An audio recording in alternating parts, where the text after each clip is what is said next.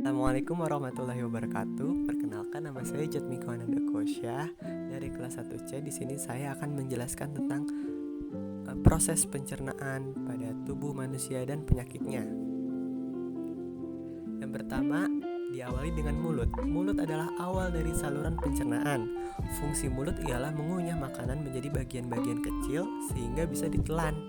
Dan di mulut juga mengandung enzim yang bernama amilase. Enzim ini bertugas memecah zat pati atau karbohidrat menjadi gula atau glukosa.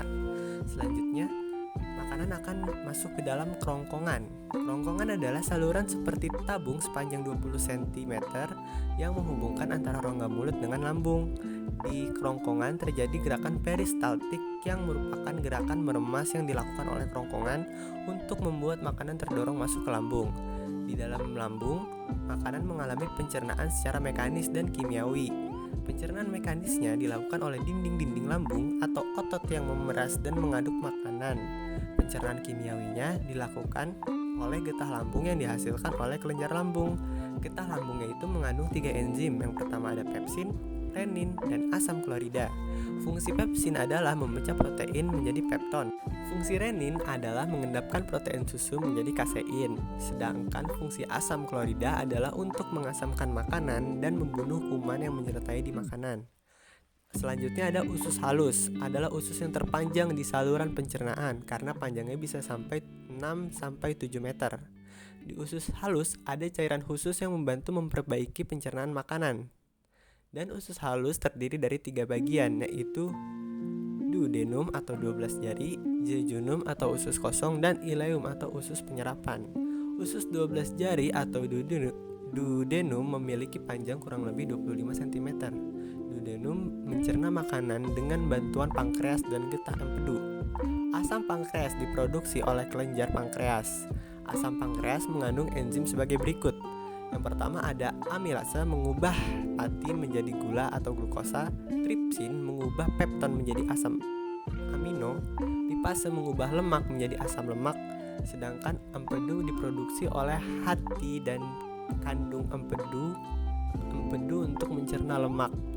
Selanjutnya jejunum terletak di antara duodenum dan ileum. Jejunum memiliki panjang sekitar 2,5 meter dan berfungsi untuk mencerna makanan dari duodenum. Akhirnya, ileum adalah tempat untuk menyerap sari-sari makanan.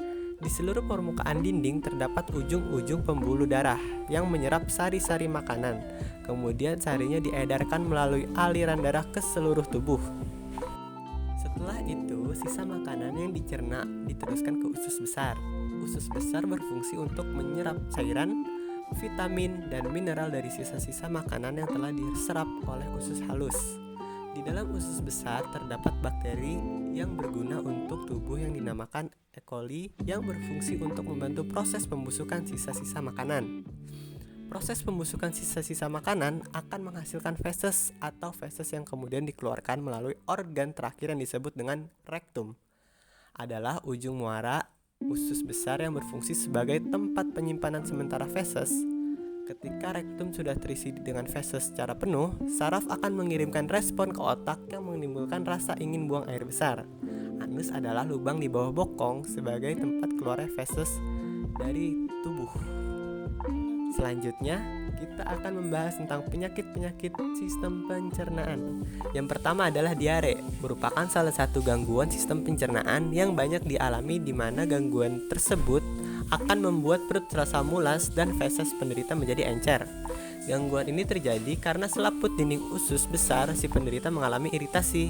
Ada beberapa hal yang menyebabkan seseorang menderita diare, di mana salah satunya yaitu karena penderita mengkonsumsi makanan yang tidak higienis atau mengandung kuman. Sehingga dengan begitu, gerakan peristaltik usus menjadi tidak terkendali serta di dalam usus besar tidak terjadi penyerapan air. Yang kedua ada gastritis, merupakan penyakit atau gangguan di mana dinding lambung mengalami peradangan. Gangguan ini disebabkan karena asam klorida atau HCl terlalu tinggi. Selain itu, gastritis juga disebabkan karena penderita mengkonsumsi makanan yang mengandung kuman penyebab penyakit. Yang ketiga ada MAH, merupakan penyakit yang tidak aneh lagi untuk kita semua, karena penyakit yang satu ini biasanya dialami oleh banyak orang. MAH merupakan penyakit atau gangguan sistem pencernaan yang ditandai dengan adanya rasa perih pada dinding lambung. Selain itu, MAH juga disertai dengan adanya rasa mual dan perut menjadi lebih kembung. Gangguan ini terjadi karena tingginya asam kadar lambung. Penyebab utama gangguan ini yaitu karena pola makan penderita tidak baik atau tidak teratur, stres, dan lain